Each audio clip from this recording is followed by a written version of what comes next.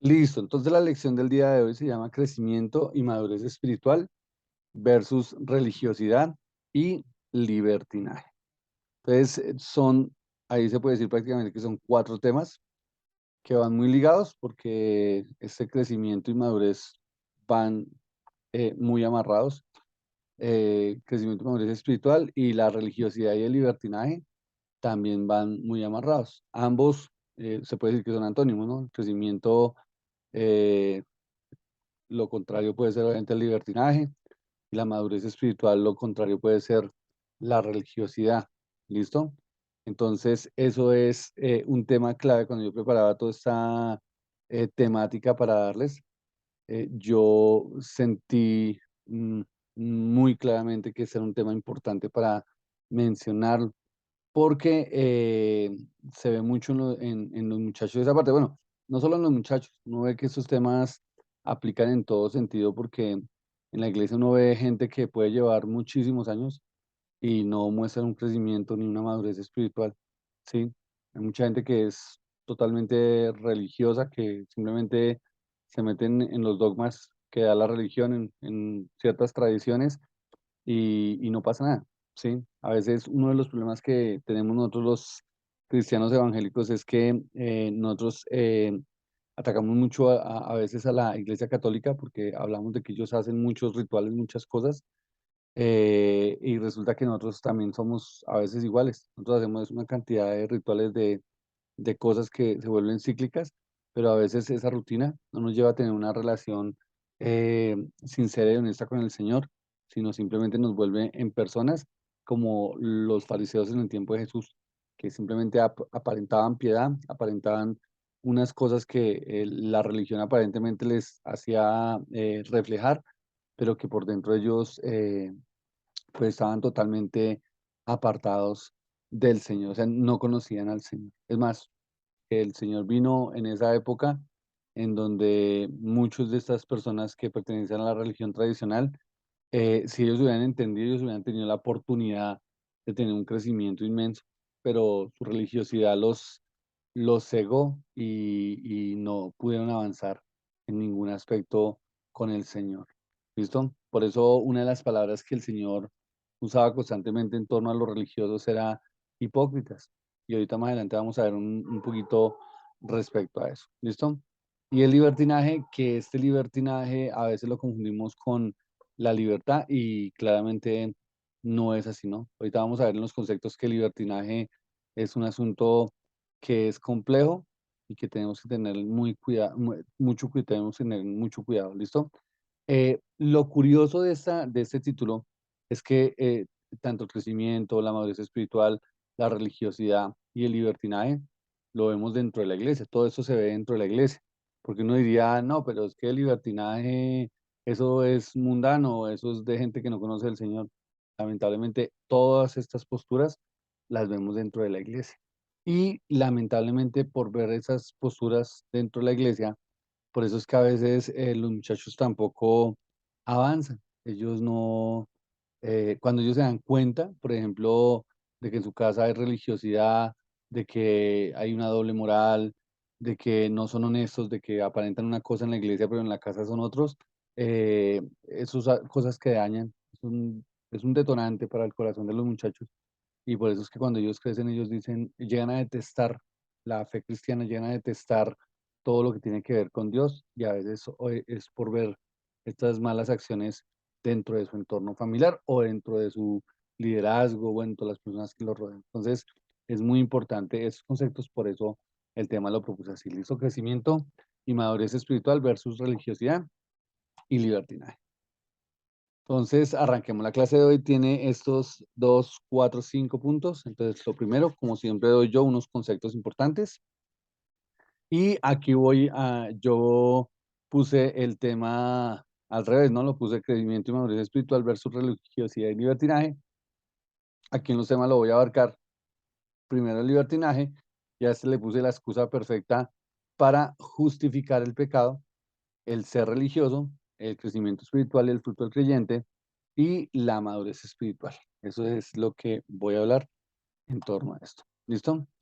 Entonces aquí unos versículos para tener en cuenta. Esto son palabras del apóstol Pablo que están en Primera de Corintios, capítulo 6 y capítulo 10. En el capítulo 6 dice, ustedes dicen, está haciendo referencia a Pablo a una frase que tenían los corintios, la iglesia de Corinto tenía, las personas tenían esta frase de se me permite hacer cualquier cosa. Entonces por eso Pablo dice, ustedes dicen, se me permite hacer cualquier cosa, pero no todo les conviene.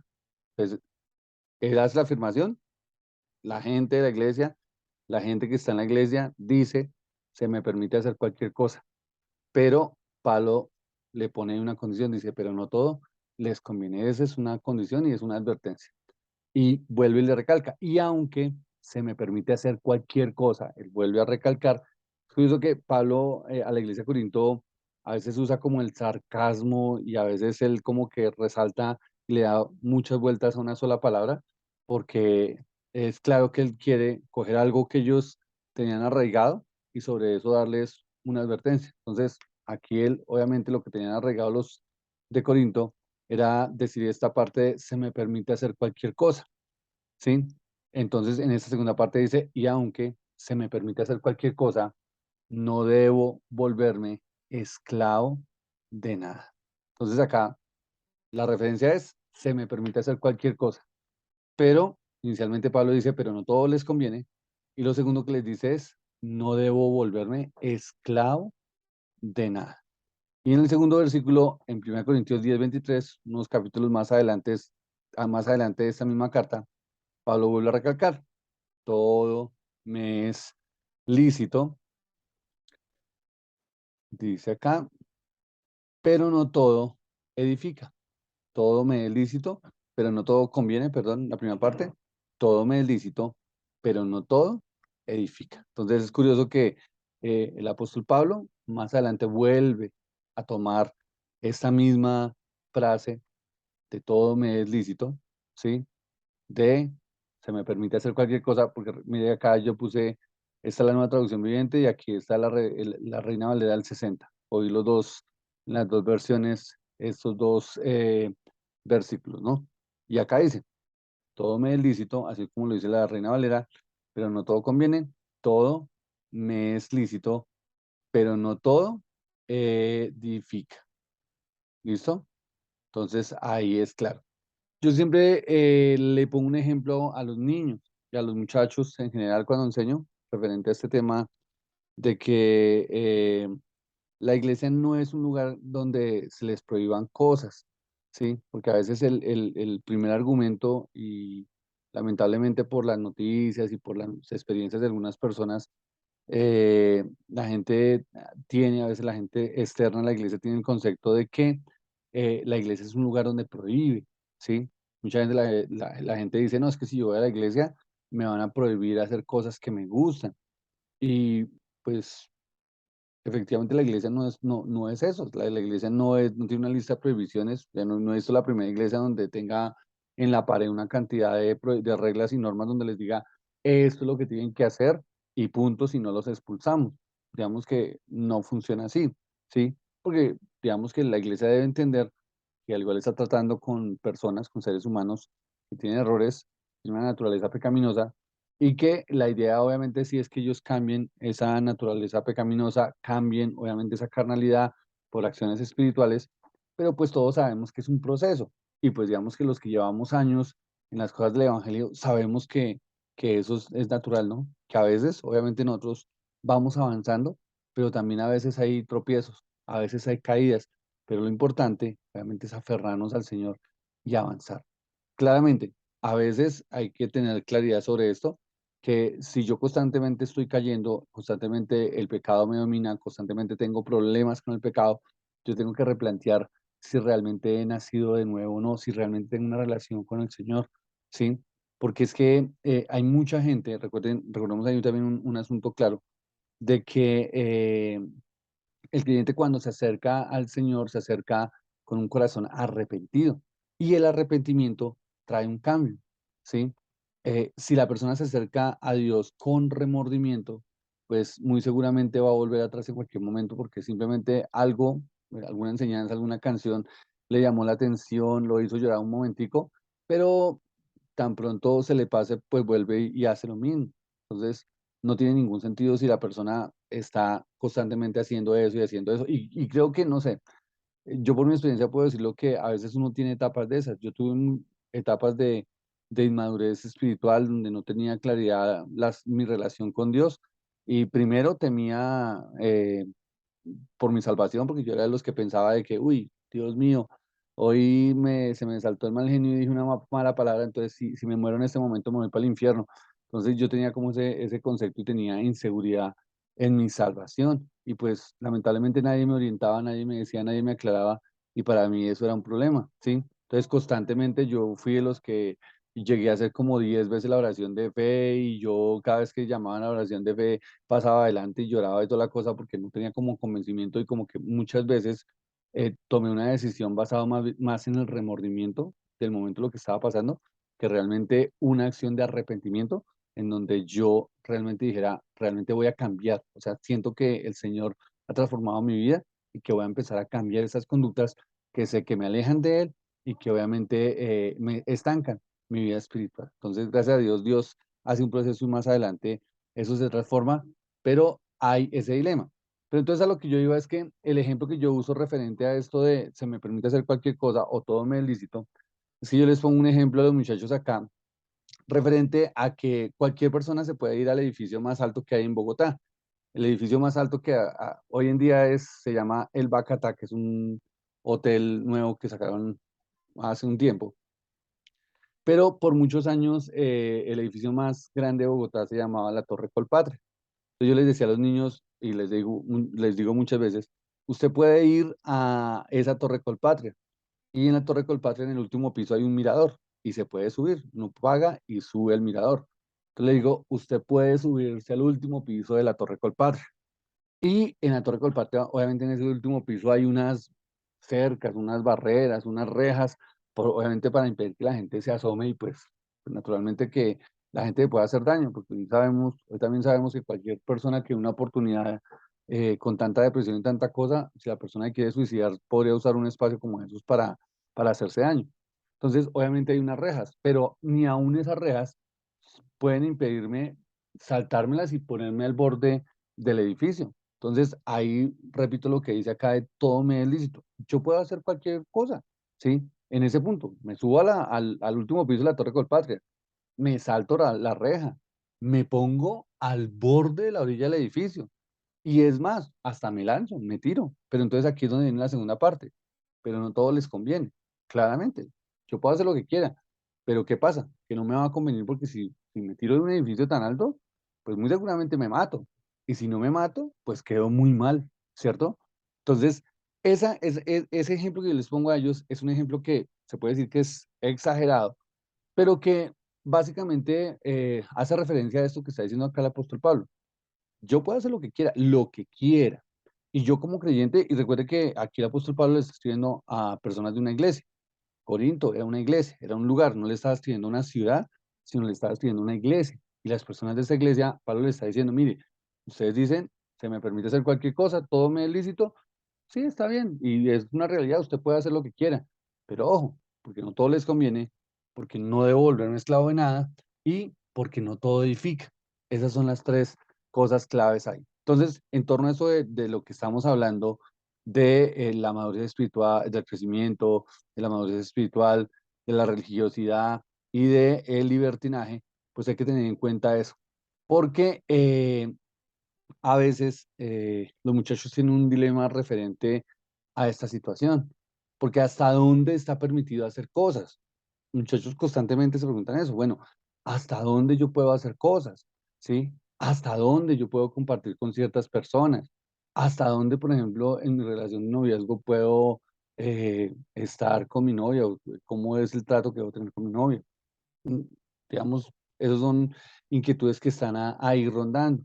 Y es más, muchas veces los muchachos se apartan de las cosas del Señor porque a veces sienten que han fracasado en torno a eso, ¿sí? Porque dicen, "Ay, no, es que yo no, me siento como que fallo mucho, que como que no avanzo, como que no pasa nada con mi vida y eso los lleva a frustración y los lleva también apartarse de las cosas de Dios. Entonces, el reto de nosotros es trabajar en ellos esos conceptos y que ellos entiendan, toca, mejor dicho, de una manera muy urgente e importante, llevarlos a que ellos tengan claridad sobre esto. Esos cuatro conceptos son muy importantes y por eso quiero tomarme el tiempo para explicárselos. ¿Listo? Entonces, acá dice conceptos importantes, que es la primera parte. Libertinaje, según el diccionario, dice desenfreno en las obras o en las palabras. Desenfreno es, ahí tenemos claro que es como un carro que va a toda velocidad y pasa por encima de todo porque no le aplican el freno cuando debe, ¿no? Eso es libertinaje. Desenfreno en las obras o en las palabras. ¿Cuál es el problema que tiene el libertinaje? Que a veces la gente lo confunde con libertad, ¿no? Con la libertad. Y claramente el libertinaje no tiene nada, pero absolutamente nada que ver con la libertad y sobre todo con la libertad que nos da el Señor, ¿sí? Recordemos que es claro, la palabra nos enseña que en Cristo nosotros somos libres, ¿sí?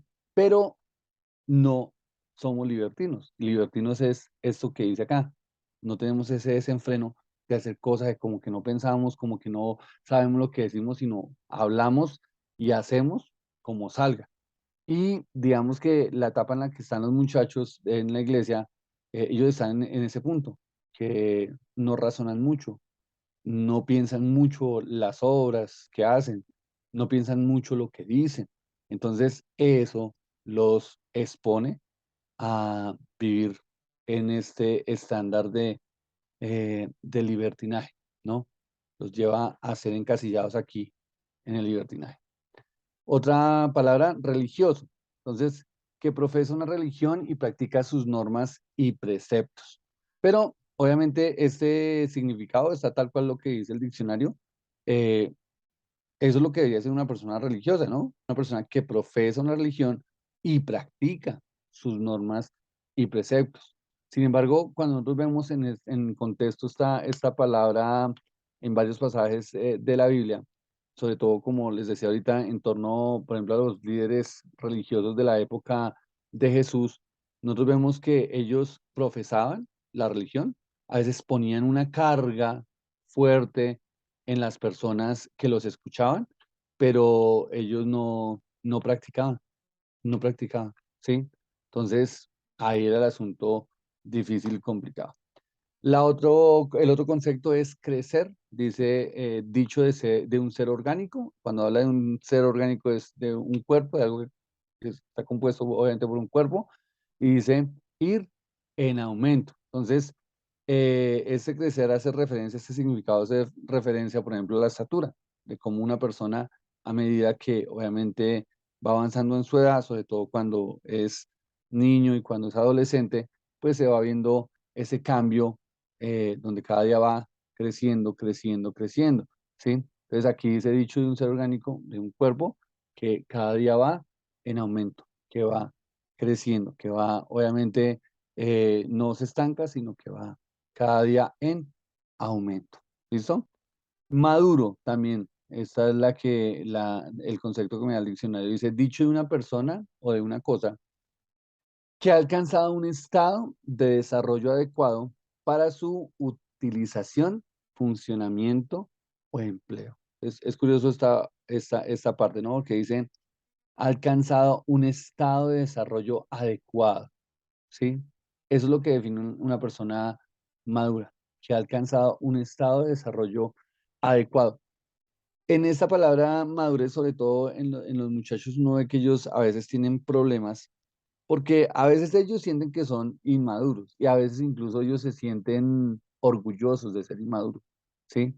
Ellos a veces juegan y dicen cosas a la ligera y esas cosas incluso los denota y ellos mismos se identifican como inmaduros y les da hasta risa.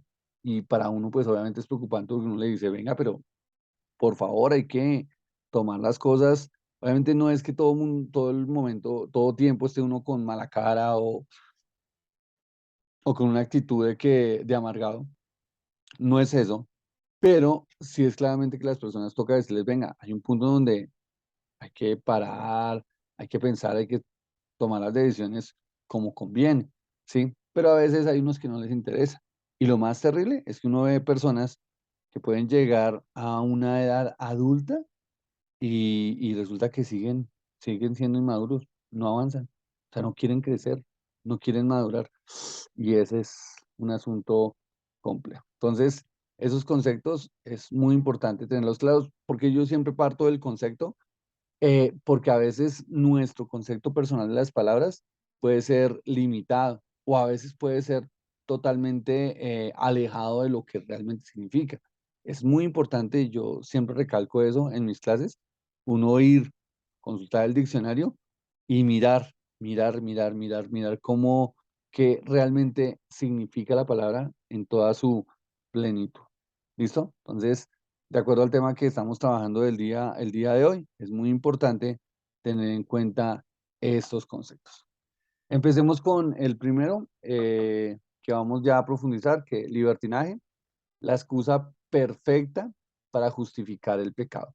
¿Por qué le pongo yo esa segunda parte de la excusa perfecta para justificar el pecado?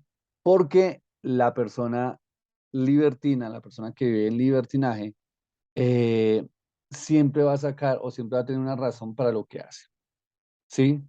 Es la persona que va a decir, no, pero una cervecita, eso no es pecado, no está mal ir a la discoteca, no está mal hacer esto, no está mal hacer lo otro. Siempre ellos tienen una razón para justificar lo que hacen, siempre.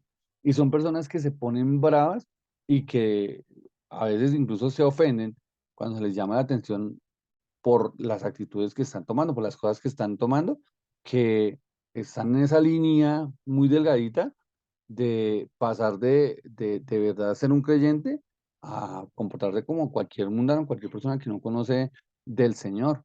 Y pues obviamente eso no les gusta, a los muchachos no les gusta, no les gusta que uno les llame la atención y que uno les diga, venga, tenga cuidado con esto, vengan, no asista a esos lugares, pilas con sus relaciones, pilas con el asunto del noviazgo, porque no ve que tristemente los muchachos de la iglesia siempre están buscando novio o pareja afuera de la iglesia.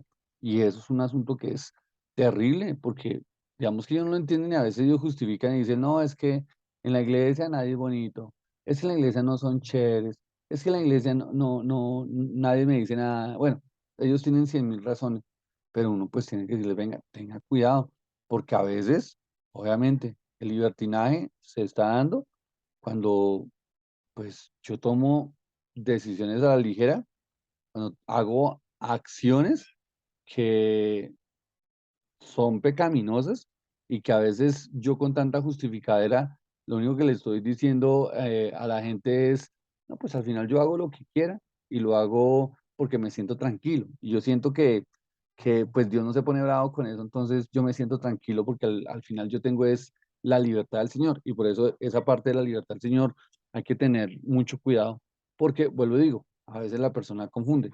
Eso no, la libertad que da el Señor no es para eso, no es para hacer lo que yo quiera. En Bogotá, aquí hay una iglesia en Bogotá que se llama Creciendo en Gracia. Bueno, no es una iglesia, realmente es una secta. Y en esta secta, una vez un pastor comentaba que a esa secta en su momento creció mucho porque la persona que lo lideraba era una persona que incluso se hizo llamar Dios y, mejor dicho, se robó el puesto del Señor y toda la cosa. Y lo increíble era que la gente, todo lo que él decía que hicieran, la gente lo hacía.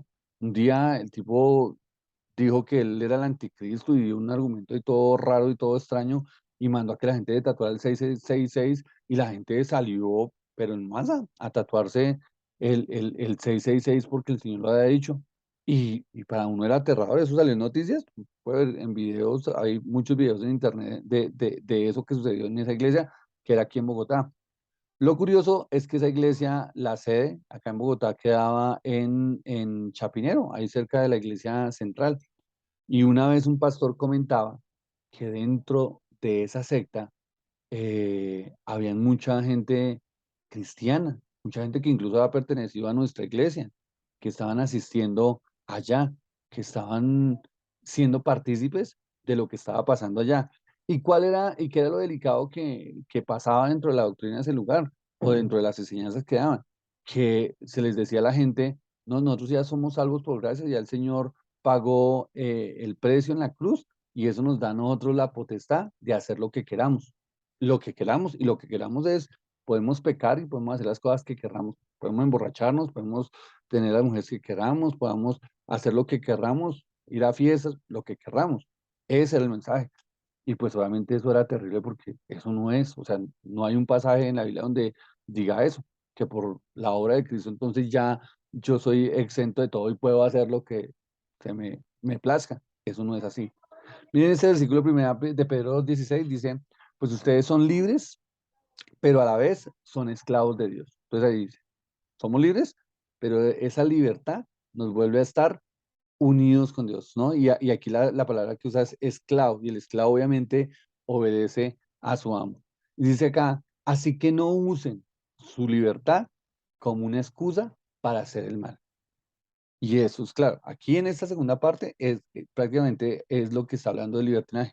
Dice, así que no usen su libertad como una excusa para hacer el mal. Entonces, en esta parte es claro lo que el apóstol Pedro está diciendo, ¿no? Ustedes son libres, pero están obviamente ligados a Dios. Y como están ligados a Dios, pues es Dios el que les debe indicar de qué manera ustedes tienen que llevar su vida, ¿sí? A mí me aterra ver que a veces dentro de la iglesia hay personas que toman unas decisiones basados simplemente en sus emociones, basados en sus momentos y yo me pregunto, y bueno, ¿y qué pensará el Señor de eso? Y parece que a ellos no le importa, ¿sí? Y ahí es donde está el otro aspecto, porque a veces el que está en este aspecto del libertinaje, el que está jugando ahí con la libertad que el Señor le da, esta persona eh, eh, siempre ataca al que le dice algo, diciendo es que usted es muy religioso, es que usted es un fanático, usted es muy exagerado. Y pues yo digo, caramba, hay que verlo con calma, porque si hay muchas cosas que a veces la gente hace y que yo no sé qué tanto pueda ser edificado. Por ejemplo, en mi concepto personal, no sé qué tanto puede una persona ser edificado yendo a una discoteca. O sea, no sé cómo o de qué manera una persona puede ser edificado en un lugar en donde está pasando de todo, en donde hoy en día, bueno, hoy en día siempre ha pasado, pero hoy en día sobre todo, la música está incitando a cualquier cantidad de cosas que en nada nos están acercando a Dios, ¿sí? Pero pasa. Y hoy en día, con todo este asunto de las redes sociales, es lamentable como uno a veces ve a los hermanos de la iglesia, ¿no? Que el hermano sube sus fotos, o a veces ni siquiera el hermano sube, sino los amigos del hermano suben la foto de cómo se portó, por ejemplo, el 31 de octubre, el día que pasó hace unos días. Y uno dice, ve, y tal hermano se disfrazó de diablo, o se disfrazó de una cosa malvada, o bueno o así se haya disfrazado de angelito. Pero digamos que uno pues dice, caramba, ¿será que realmente eso es lo que el Señor quiere? ¿Realmente eso es lo que el Señor quiere? Porque digamos que ese siempre es mi posición, ¿no? ¿Eso es lo que realmente el Señor quiere? No lo que yo ni quiero, porque si uno, si me preguntaran a mí, yo fuera el que tomara la decisión, yo le diría a la gente, no vaya a ningún lado, no se tatúe, no tenga relaciones, si es un hombre, no tenga relaciones con un hombre, una mujer, así sería, digamos que en mi manera de ver las cosas, ¿no? Pero, pues digamos que a veces vemos que la gente juega ahí con un asunto como de una doble moral, ¿no? Como de, bueno, voy a mirar a ver hasta dónde puedo llegar y yo justifico mis acciones diciendo que no, que pues realmente no es tan malo, porque es que yo he escuchado casos de muchachos que dicen, no, es que yo fui a la fiesta porque es que era la fiesta de mis amigos para despedir por ejemplo, el año. Era la fiesta de la empresa para despedir el año, pero pues dan unos argumentos que a veces uno dice complicado, ¿no? Y pues digamos que yo trabajé mucho tiempo en lugares seculares y ahí me tocó también asistir a fiestas de despedida y toda la cosa, pero sin embargo uno siempre manejaba su testimonio. O sea, yo me metía allá donde estaban todos bailando, donde todos estaban tomando. Yo no dejaba que a mi alrededor estuvieran llenas de cerveza, ni recibía la cerveza, ni nada de esas cosas, ¿sí? Y yo trataba en cualquier momento, tan pronto me dieran la oportunidad, salía y me iba. Pero pues hay gente que sí tiene problemas con eso. Mire, esa definición que encontré en internet que me pareció también interesante referente al libertinaje, dice manera disoluta de vivir haciendo lo que le viene en gana, profanando su propio cuerpo, el del vecino, los derechos de la sociedad y los de Dios. Eso es una persona libertina, una persona que está en libertinaje, ¿no? El libertinaje es la manera disoluta de vivir haciendo lo que le viene en gana, profanando su propio cuerpo, el del vecino, los derechos de la sociedad y los de Dios. Y ese versículo Romanos 6:22 dice, más ahora que habéis sido libertados del pecado y hechos siervos de Dios, tenéis por vuestro fruto la santificación y como fin la vida eterna. Eso. ¿Cuál es nuestro fruto? La santificación. Y la santificación, recuerda que tiene tres etapas, ¿no? Nosotros tenemos una santificación posicional, que es cuando recibimos al Señor. El Señor nos ve santos a través de la obra de Cristo en la cruz. El Señor también hay una etapa de la santificación que se llama la santificación práctica, que es la que yo cada día, obviamente, al leer la palabra del Señor, al buscarlo, el Señor va hablando a mi corazón y yo voy cambiando algunas actitudes, algunas cosas que en mi vida son complejas y debo, obviamente, mejorar. Y pues la santificación perfecta que ya es cuando estemos con el Señor. Esas son etapas que tiene esta santificación, ¿no? Que ahí están en el libro de Romanos, el apóstol Pablo explica claramente, ¿no? Entonces tenéis por vuestro fruto la santificación. Y el fin, como tal del creyente, es la vida eterna, no hay nada más. Entonces, cuando yo estoy camino y cuando mi fruto es la santificación, pues yo siempre estoy buscando del Señor para saber qué es lo que el Señor quiere de mí. Pero cuando yo estoy más pendiente del mundo, cuando yo estoy más pendiente de lo que quieren mis amigos seculares, cuando yo estoy más pendiente de otras cosas, pues complicado, porque entonces paso, no estoy dando fruto de santificación, estoy dándole más oportunidad a la carne y ahí es donde tengo que tener cuidado. ¿Listo? En ese tema del libertinaje, por favor, tengan muy en cuenta que uno tiene que aprender a llamar la atención a los muchachos. Obviamente la idea no es herir, la idea no es uno volverse un dictador y decirle a los muchachos prohibido, prohibido, prohibido, esto no se puede, no se puede, no se puede, no se puede, no se puede, sino es acompañarlos y siempre llevarlos a que ellos tengan una reflexión de cómo tienen que empezar, obviamente, a tomar sus decisiones. Si ellos no aprenden a tomar decisiones desde esa etapa de niños, de adolescentes, de jóvenes, cuando sean adultos va a ser un desastre las decisiones porque siempre van a estar, obviamente, condicionados a lo que otras personas quieran hacer con ellos o condicionados a lo que sus emociones quieran hacer con ellos en un momento, y pues ahí no va a pasar nada. Todas las cosas lo que van a hacer es alejarlos del Señor. ¿Listo? Segunda parte, el ser religioso. ¿Listo? Esto lo escribe el apóstol Pablo a Timoteo y es curioso, este pasaje me parece muy curioso. Se lo voy a leer, dice acá, Timoteo, es bueno que sepas que en los últimos días habrá tiempos muy difíciles, pues la gente solo tendrá amor por sí misma y por su dinero, serán fanfarrones y orgullosos, se burlarán de Dios, serán desobedientes a sus padres y malagradecidos, no considerarán nada sagrado, no amarán ni perdonarán, calumniarán a otros y no tendrán control propio, serán crueles y odiarán lo que es bueno, traicionarán a sus amigos, serán imprudentes, se llenarán de soberbia y amarán el placer en lugar de amar a Dios. Hasta ahí hago una pausa. Cuando uno lee esa parte, uno se imagina que que Pablo está describiendo a las personas seculares, al mundano, a la persona que no tiene nada que ver con Dios. Incluso ahí habla de, ¿no? Que se burlan de Dios y que no consideran nada sagrado. Y habla, bueno, de cosas como el ser imprudente, la soberbia. Y dice al final, amarán el placer en lugar de amar a Dios.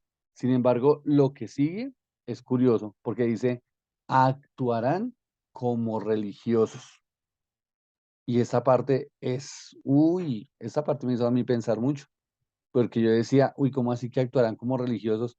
O sea, que se la pasan en la iglesia. O sea, que son personas que van a culto, van a misa. O sea, tienen alguna eh, cercanía con algún tipo de culto, con algún tipo de creencia. Entonces dice, actuarán como religiosos, pero rechazarán el único poder capaz de hacerlos obedientes a Dios. Y aquí el apóstol Pablo termina de una manera contundente diciendo, aléjate de esa clase de individuos. Y en el versículo 8, porque eso hasta ahí era del 1 al 5, en el versículo 8, ahí habla de dos cosas. Dice, estos maestros, entre comillas, se oponen a la verdad. Y también dice, tienen la mente depravada y una fe falsa. Entonces, ahí lo describe. Y esto, bueno, ahí en el contexto, usted lee todo, según Timoteo, ahí él habla de otras cosas y habla de que esas personas también son personas que seducen, que hacen una cantidad de situaciones que no corresponden y que al final dice que incluso enseñan, pero obviamente están enseñando cosas para buscar un beneficio personal para ellos. Por eso habla acá de estos maestros se oponen a la verdad y al final dice, y tienen la mente depravada y una fe falsa. ¿Listo? Entonces, vuelvo y recalco acá, dice, actuarán como religiosos. Y recuerde el concepto que ahorita hablamos de religioso, que religioso se supone que es una persona que obviamente sigue la fe de una religión, pero que también la debe practicar, o sea, que la lleva, y resulta que acá no, acá habla de que estos actúan como religiosos, pero al final solamente es apariencia, solamente es un asunto externo. Entonces, ahí es donde viene esta parte de el ser religioso. Mire esto que encontré en internet que me pareció muy interesante.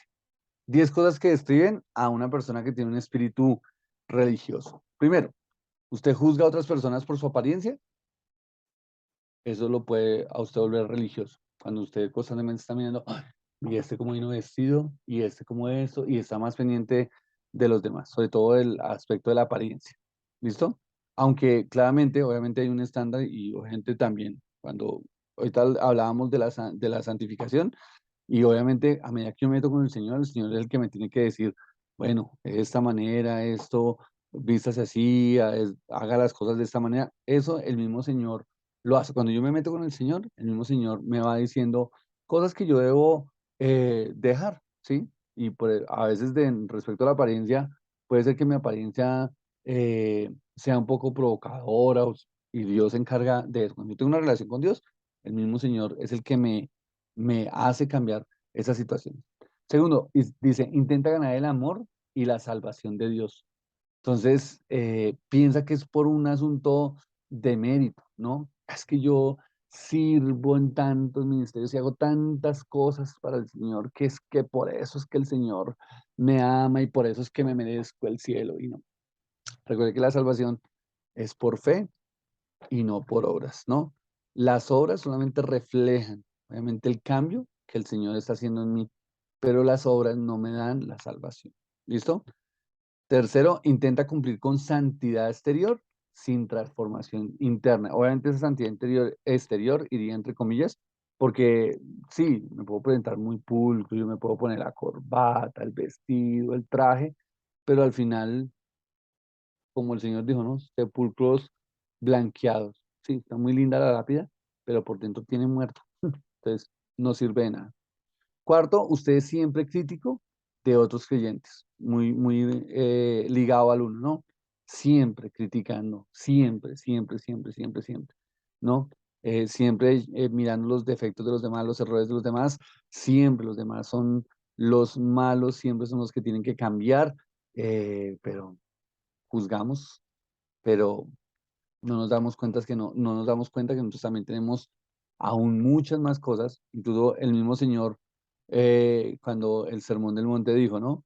Él dijo, no juzguen para no ser juzgados, pero también hizo la referencia de la paja en el ojo ajeno, mirando nuestro tronco que tenemos en nuestro propio ojo, ¿no?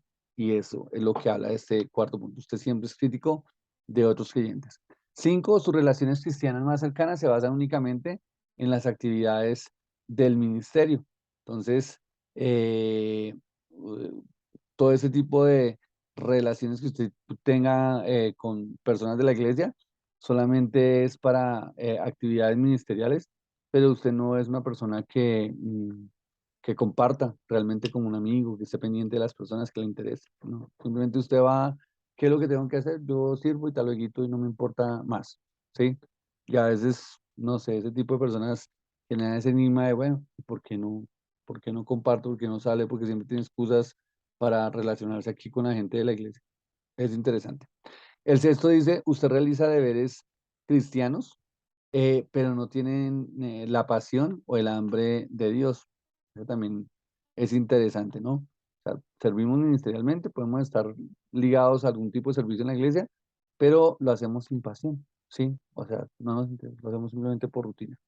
Siete, usted desea posición y honor en la iglesia más que el honor de Dios. Y esta parte habla del aplauso, ¿no? Deseo más que la gente me aplauda, que la gente me elogie, que diga, uy, usted es tremendo líder de adolescentes, tremendo líder de jóvenes, usted es tremendo maestro, y a veces nos quedamos con esos honores y queremos que la gente nos alabe los honores de ser, y a veces le queremos robar la gloria al Señor, que al final el Señor es el que hace la obra, ¿no? Ocho, su identidad está arraigada en un estilo de vida del cristianismo y no en Cristo. Eso tiene que ver con las rutinas de cristianas, ¿no? Entonces, eh, ahí dice su identidad está arraigada en un estilo de vida cristiano. Entonces, aquí también podemos hablar de que el cristiano tiene un lenguaje muy particular, ¿no? Que a veces no, incluso la gente ni nos entiende. A veces nosotros cuando estamos entre cristianos hablamos de una manera que la gente queda como, y esta gente habla como raro, ¿no? Pero esa identidad arraigada a un estilo de vida del cristianismo, del cristiano, de que tengo mi lenguaje, mi forma de vestir, mi forma de hacer, solamente es apariencia, porque no conozco a Cristo.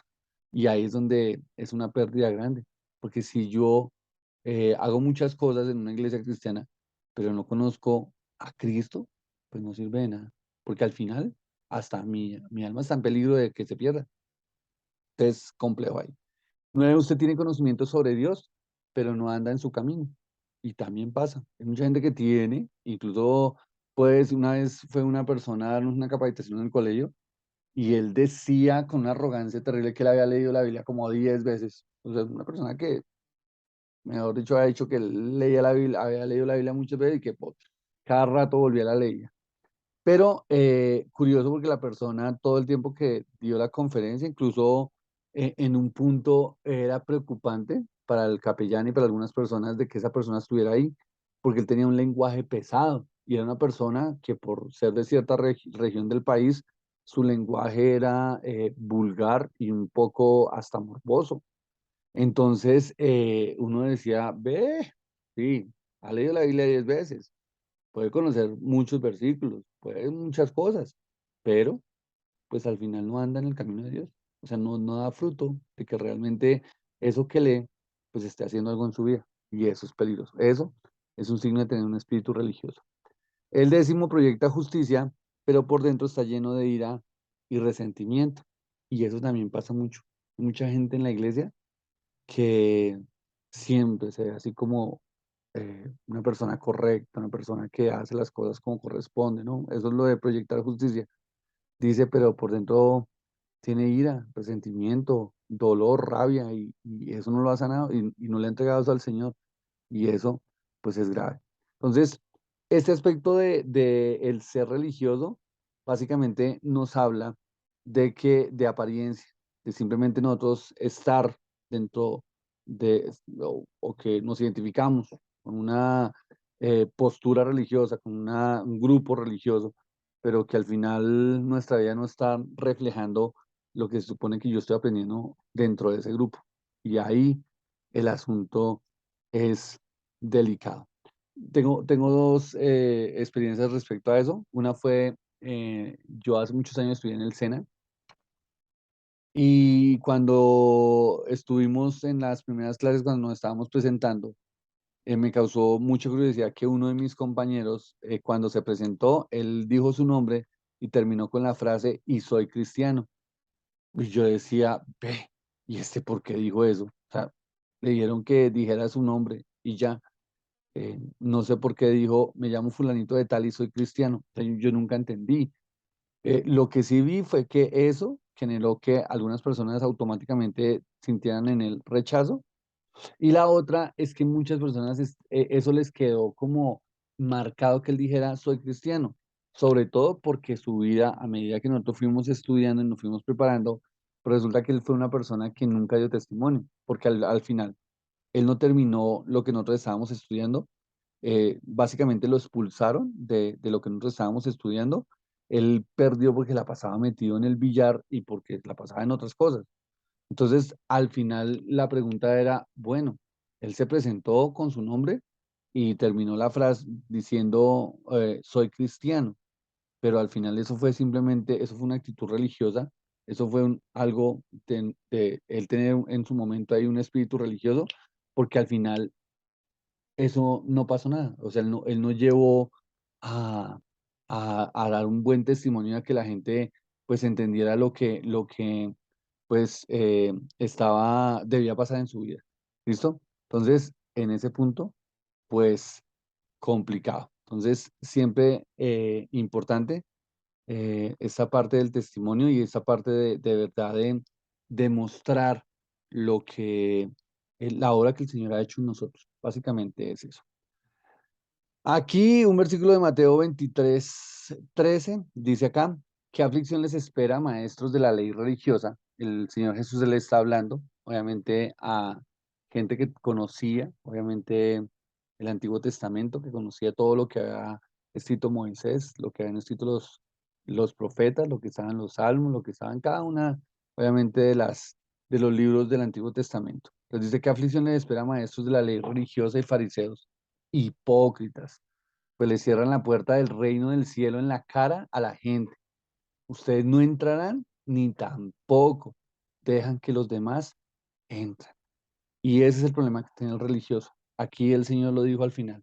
Ustedes no entrarán, no entrarán porque un religioso, una persona que está simplemente aparentando que pertenece a una religión a- aparentemente está vinculado a algo que es bueno, pero que realmente su vida no está dando fruto, dice acá, no entra, dice, y ni tampoco dejan que los demás entren, porque se vuelven piedra de tropiezo. En este Mateo 23, el Señor arranca 6 veces, dice, ¿qué aflicción les espera, maestros de la ley religiosa y fariseos, hipócritas? 6 veces en ese Mateo 23, el Señor les dice lo mismo. Y para mí la palabra hipócrita es una palabra fuerte. O sea, nadie le gusta que le digan hipócrita. ¿A quién le gusta que le digan hipócrita? Nada, obviamente no. ¿Por qué? Porque cuando me están diciendo hipócrita, me están diciendo, usted es falso. O sea, usted habla muy bonito, dice cosas muy lindas, pero al final no las vive. Y eso es gravísimo. Y eso es lo que tiene la persona religiosa, ¿no? Que habla mucho, pero no demuestra nada. Y eso es grave. ¿Listo? Entonces ya vimos ahí dos, vimos el libertinaje y vimos el ser religioso. Ahora, obviamente esto nos lleva a entender que esas dos acciones, pues nos toca trabajarlas dentro de los grupos que tenemos dentro de nuestros muchachos, ¿no? Porque nosotros no podemos permitir que obviamente ellos se transformen en personas falsas en torno a su relación con Dios, que se transformen en personas que sea solo apariencia. Y mire que en esto, sí, una advertencia muy, muy clara que tengo que hacer es que por lo general la persona o el muchacho o la familia que vive bajo estas posturas de libertinaje y religiosidad, al final pues terminan muy mal. Mire, yo les había dicho ahorita que tenía dos historias. La segunda historia es que conocí una familia en donde el papá asistió a una iglesia, de esas iglesias que hacen ayunos, oran, bueno, tienen una actividad espiritual muy, muy, muy grande. Sin embargo, este señor que asistía a esa iglesia, que no asistía con su familia porque su familia asistía a otro lado, este señor, después de que venía de la iglesia los domingos, llegaba a su casa a maltratar a su esposa, a golpearla. Y era una persona que llevaba muchísimos años dentro de la iglesia. Y grave, y grave. Y sí, la persona en la iglesia uno la podía ver con los brazos arriba y llorando y emocionado, pero al final, pues no estaba pasando nada en esa persona y mucho menos en esa familia. Antes, gracias a Dios, de esa familia, la mayoría, ellos eran 4 hermanos y de ellos, 2 hermanos, bueno, 3 hermanos, sí, eran 5, tin, tin, tin, tin, tin, sí, y de ellos 3 todavía quedan trabajando a nivel ministerial, pero 2 sí están como apartados, sobre todo uno sí está apartado, y él estuvo también vinculado en la iglesia, pero al final se apartó, y todo eso, pues solamente llegó a que él fuera confrontado, porque al final, cuando él mira un ejemplo de esos, el mismo papá golpea a su mamá y que primero en la mañana va a la iglesia y levanta las manos y llora y hace una cantidad de cosas y por la tarde llega y golpea a su mamá, pues eso no aporta. Y eso es algo que nos toca estar muy, muy, muy alerta dentro de nuestros contextos. Si nosotros vemos que hay personas que, o hay familias o hay papás que no están dando ejemplo, debemos pedirle al Señor que nosotros podamos confrontar a sus papás, hablar con ellos, decirles, mi hermano, mire, no es correcto lo que usted está haciendo, usted está dañando el corazón de sus hijos, usted está dañando, y más allá de dañar el corazón de sus hijos, usted está siendo esa piedra de tropiezo. Y vuelvo y recalco esta última parte. Ustedes no entran ni tampoco dejan que los demás entren. Y en ese caso, cuando un papá es eso, él mismo está condenando a su propia familia. Y eso es algo que, Dios mío, que Dios nos ayude de verdad, porque a veces encontramos unos casos que uno le da tanta tristeza y uno dice, pero no puedo creer que en la iglesia esté pasando eso.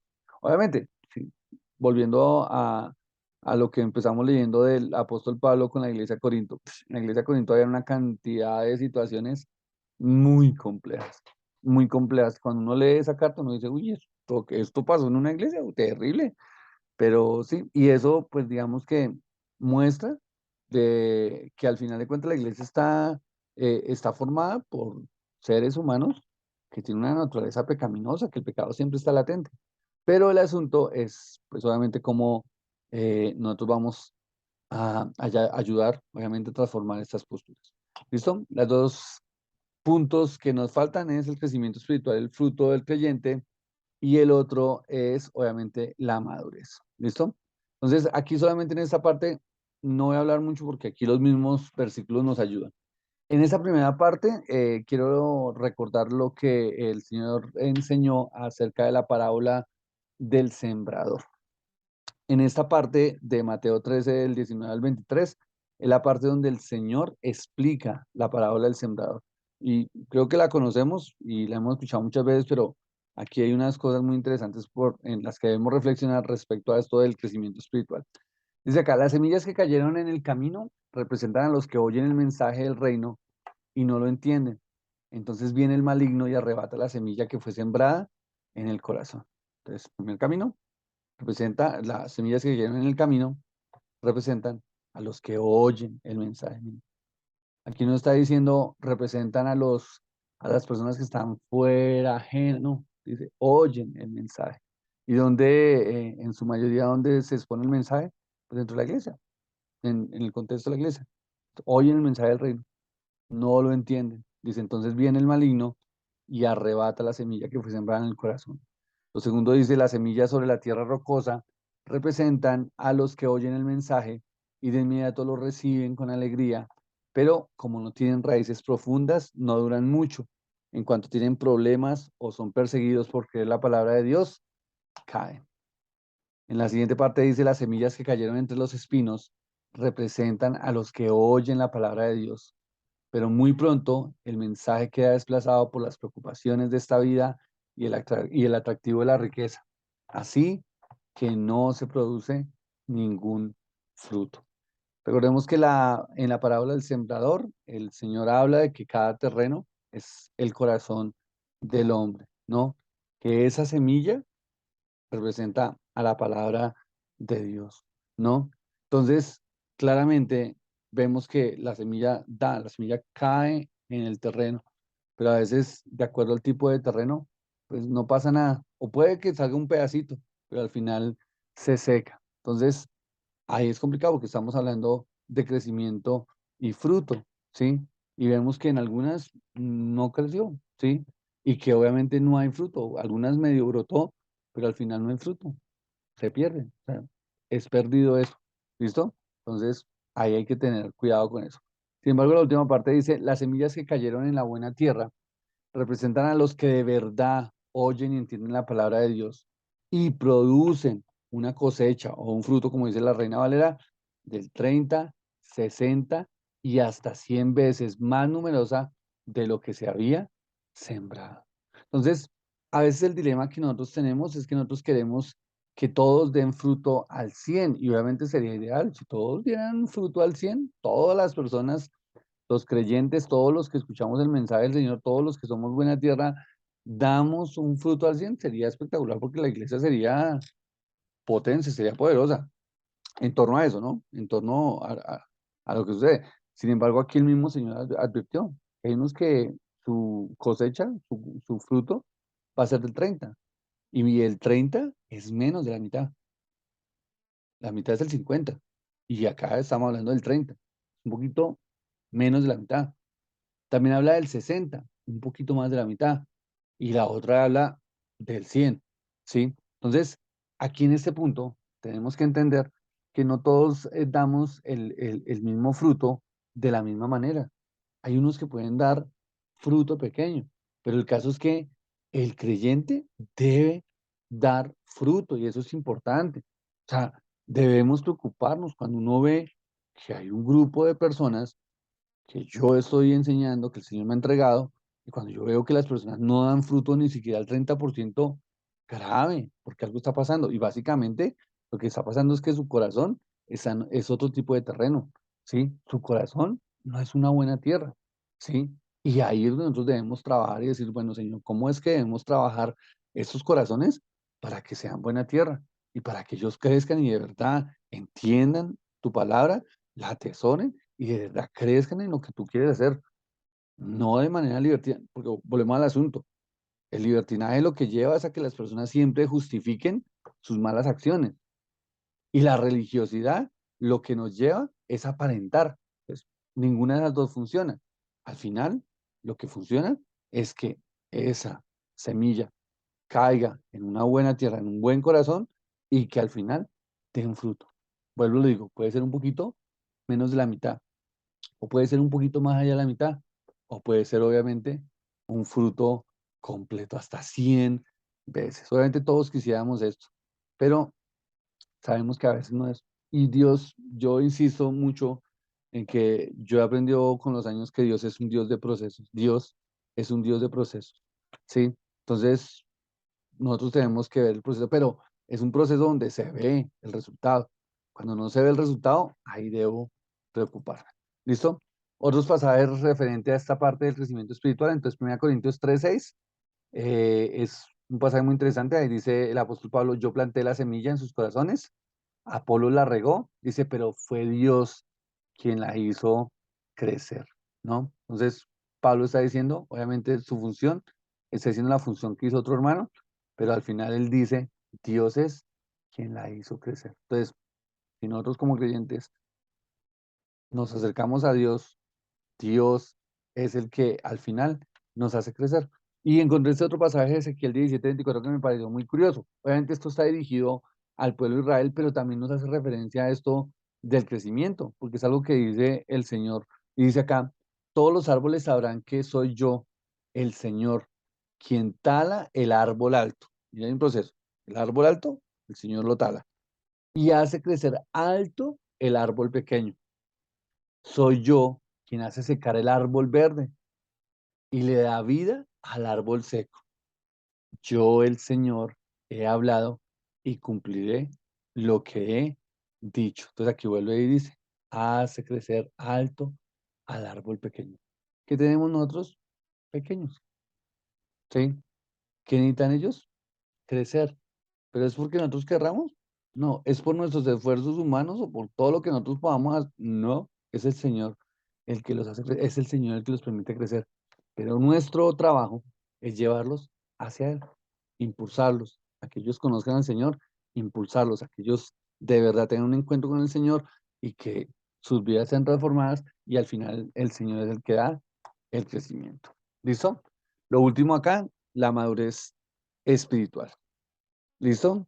Lo mismo con algunos versículos, también les voy a hablar al respecto al tema. Entonces, Hebreos 6.1, el autor de Hebreos escribe, así que dejemos de repasar una y otra vez las enseñanzas elementales acerca de Cristo. Por el contrario, sigamos adelante hasta llegar a ser maduros en nuestro entendimiento.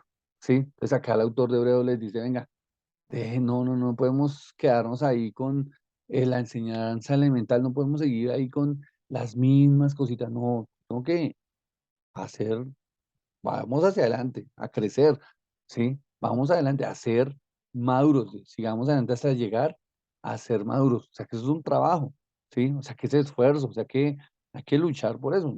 Yo no puedo esperar que, no, esperemos a ver si siembro, uno ve la semillita de lo que a veces le pueden hacer los niños en el colegio con la alberja, ¿no? Que la ponen en la alberja en su algodoncito y toda la cosa esa alberjita en ese proceso, pues solamente hay que hacerle un acompañamiento, ¿sí?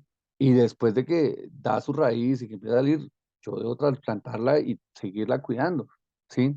Si no hago el proceso adecuadamente, pues se me va a secar y no pasa nada. No sucede nada. Y digamos que cuando se hace ese ejercicio, en la mayoría de veces uno ve que nadie consigue alberjas. Nosotros lo hemos hecho con nuestra hija y al final uno ve la matica medio creciendo, pero nunca vio la alberja. Y ahí es donde uno dice, caramba, no seguí el proceso. O sea, yo el encargado de seguir el proceso no lo seguí. O sea, como que simplemente cumplí con la tarea de que necesitaba que le saliera la matica y ya, pero no acompañé. Entonces acá dice, sigamos adelante hasta llegar a ser maduros. Es un proceso. Segunda Corintios 13:11, amados hermanos, termino mi carta con estas últimas palabras. Estén alegres, crezcan, mire, aquí une las dos, crezcan hasta alcanzar la madurez. Crezcan hasta alcanzar la madurez. Anímense unos a otros, vivan en paz y armonía, entonces el Dios de amor y paz estará con ustedes. Entonces, volvemos y recalcamos acá, el apóstol Pablo le dice a la iglesia de Corinto, crezcan hasta alcanzar la madurez. ¿Sí? No dice solamente crezcan una gotica y que es, no, dice hasta alcanzar la madurez. Porque la madurez es importante. La madurez, obviamente, nos da la capacidad de no estar pensando en qué es bueno y qué es malo, en qué puedo hacer y qué no puedo hacer, en, ay, esto será pecado, no será pecado, ay, ¿será que lo hago, no lo hago? Ay, ¿será que salgo, no salgo? Bueno, ¿sí? O también la otra posición del religioso, de es, no, eso, solo apariencia, ¿no? Solo mostrar algo que no corresponde. Entonces, esas son las posturas. Crecer hasta la madurez. 1 Corintios 14:20, amados hermanos, no sean infantiles en su comprensión de estas cosas, sean inocentes como bebés en cuanto a la maldad, pero maduros en la comprensión de asuntos como estos. Entonces, es curioso el contraste que el apóstol Pablo está diciendo acá, ¿no? Entonces les dice, no sean infantiles en su comprensión de estas cosas. En 1 Corintios 14, Pablo está hablando de la profecía y de las lenguas, ¿sí? Y recuerde que en 1 Corintios lo que Pablo hace es, él está como contestando como si fuera un cuestionario. Él les está, al parecer los de Corinto le hicieron un listado de preguntitas y es lo que está respondiendo referente a varios temas en los que ellos tenían algunas dificultades. Entonces, en torno a esto de la profecía y de las lenguas, entonces Pablo les hace esta referencia acá, ¿no? Y les dice, amados hermanos, no sean infantiles en su comprensión de estas cosas, ¿sí? Estas cosas espirituales, no sean infantiles. Dice, sean inocentes, obviamente, es claro, como bebés, hace la referencia en cuanto a la maldad, pero dice, pero maduros en la comprensión de asuntos. ¿De cuál es el asunto? De los asuntos espirituales. Y es el objetivo. Cuando yo soy maduro en la comprensión de los asuntos espirituales, vuelvo e insisto, no, yo no estoy jugando a ser cristiano, no estoy aparentando ser cristiano, sino simplemente sé que estoy siguiendo la voluntad y el propósito de Dios. Hebreos 5:14, el alimento sólido es para los que son maduros, los que a fuerza de práctica están capacitados para distinguir entre lo bueno y lo malo. Entonces ahí dice, el alimento sólido es para los que son maduros. Y esa es la idea. Y también el incentivo es, no podemos quedarnos también con nuestro grupo toda la vida dándole las mismas enseñanzas así chiquitas y consintiéndolos. Y por eso les decía yo cuando las actividades y eso, sí, las actividades son chéveres y muy bonito jugar y muy bonito comer y muy bonito salir y muy bonito muchas cosas que se pueden hacer, pero el final de nosotros es que ellos sean maduros espiritualmente, ¿sí? Maduros, porque al final es lo que los lleva realmente a tener un convencimiento acerca de su fe en Dios, ¿sí? El que sean obviamente maduros. Cuando una persona simplemente se vuelve simpatizante de la fe, graves, porque en la parábola del sembrador ahorita lo mirábamos, ¿no? Cualquier cosita que surja, cualquier problema, cualquier situación, lo aleja del Señor. Facilito. Primera de Juan 2:13, les escribo a ustedes, los que son maduros en la fe, porque conocen a Cristo, quien existe desde el principio. Les escribo a ustedes, los que son jóvenes en la fe, porque han ganado la batalla contra el maligno. Y aquí el apóstol Juan está escribiendo unas cosas muy interesantes, ¿no? Está diciendo, ¿quiénes son los maduros en la fe? Los que conocen a Cristo. Ahí está. Volvemos a la misma conclusión de la mayoría de lecciones que hemos tenido. Es que todo, el centro y el tema y el meollo de la situación se resuelve a través de conocer a Cristo, a través de tener una relación honesta y sincera con Cristo, a través de comprender que la obra en la cruz fue una obra perfecta. Y al final esa obra es la que nos da la libertad, es la que nos da la capacidad de acercarnos a Dios, es la que nos da la capacidad de crecer y avanzar y llegar a la madurez, porque dice acá, los que son maduros en la fe, porque conocen a Cristo, quien existe desde el principio. Entonces, una persona que es madura no va a estar teniendo problemas de que, ay, será que Dios sí existe? Ay, ¿o será que el Señor sí me va a ayudar? ¿O será que no? Es una persona que entiende. Básicamente, en ninguno de estos pasajes que habla de la madurez, en ninguno dice, y entonces el que es maduro ya tiene aureola y alitas y, mejor dicho, es una persona que no camina sino levita y es perfecto. No, obviamente no, porque sigue siendo una persona que batalla, obviamente, con la carnalidad, que batalla, teniendo, obviamente, estando en un cuerpo que siempre se inclina hacia la naturaleza pecaminosa, pero que al final sabe que aún en las debilidades, como lo dice el apóstol Pablo, aún en la debilidad, el mismo Señor intercede con gemidos indecibles a causa de, obviamente, de estas situaciones. ¿Listo? Y al final dice, ¿no? Les escribo a ustedes los que son jóvenes en la fe. Esos son los grupos, el grupo de nosotros, ¿no? Porque han ganado la batalla contra el maligno. Y ese mensaje es clave. A nuestros jóvenes debemos enseñarlos a eso, a que ellos son vencedores a través de Jesús. Y que obviamente, esa obra de Jesús, esa lucha que ellos tienen, que obviamente tienen, y en este tiempo en donde ellos están batallando con una cantidad de cosas, esa lucha la pueden ganar contra el maligno, han ganado esa batalla contra el maligno a través de la fe en Cristo. Entonces, básicamente, eso es todo lo que teníamos para el día de hoy. Entonces, que Dios nos ayude y que podamos obviamente aprender de estas cosas.